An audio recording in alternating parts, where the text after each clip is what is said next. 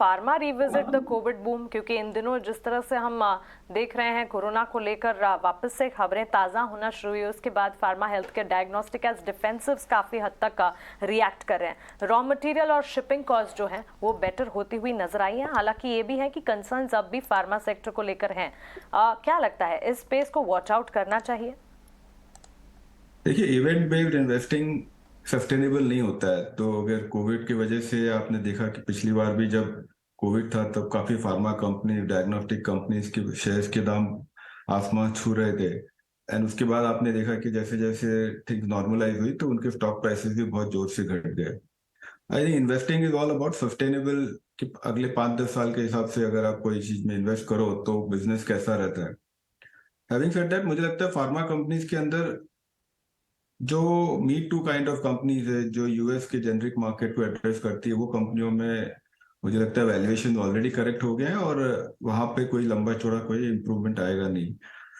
Companies, एक तो domestic focus जो कंपनीज है वहां पर ग्रोथ ठीक ठाक है, तो वहां पर मुझे लगता है कि अपॉर्चुनिटीज है। और दूसरा जो यूएस स्पेशलिटी फार्मा से जो कनेक्टेड कंपनीज है वहां पे ग्रोथ ठीक बढ़िया रहेगा और उनके वैल्यूएशंस भी रीजनेबल है, बट उनके और भी दाम बढ़ने की अपॉर्चुनिटीज है।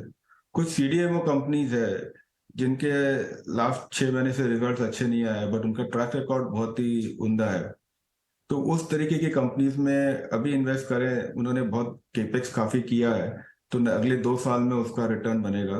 तो 2-3 लीडर्स हैं उसमें, उनके दाम घटे हुए हैं स्टॉक्स के, तो वो आप इन्वेस्ट करेंगे तो जरूर आपको लाभ होगा।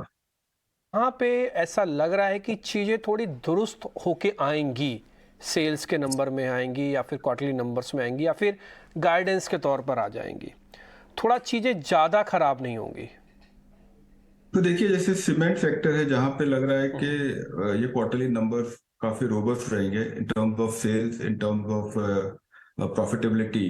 That is one segment where सुनने में आ रहा है कि ग्राउंड लेवल बहुत ही बढ़िया काम हो रहा है। इवन पेंट इंडस्ट्री में जो कमेंट्री आ रही है उसके हिसाब से लग रहा है कि उनके भी सेल्स काफी रोबस्ट है। तो ये दो सेगमेंट जरूर लग रहा है कि जहाँ पे रोबस्टनेस है। बैंकिंग कहीं पे भी कोई नेगेटिव नहीं है, तो ओवरऑल बैंकिंग के रिजल्ट्स आप देख रहे हैं, सेकेंड क्वार्टर भी बहुत बढ़िया था, थर्ड क्वार्टर भी, और जितने भी डिस्कशन हो रहे हैं या जो भी समझ में आ रहा है, क्रेडिट ग्रोथ वगैरह और क्रेडिट कॉस्ट दोनों पे भी कहीं पे भी कोई रिस्क नहीं है। तो नंबर्स तो वहां पे भी बढ़िया आएंगे। तो ये तीनों सेक्टर्स में कहीं कोई रिस्क नहीं है। इवन आईटी कंपनीज के रिजल्ट्स में कहीं कोई डाउट नहीं है। प्रॉब्लम है about growth outlook. So I think these are some of the sectors where आपको दिखेगा कि नंबर वगैरह तो सब सही है। अब इज इट प्राइस टेन और नॉट, वो समय बताएगा।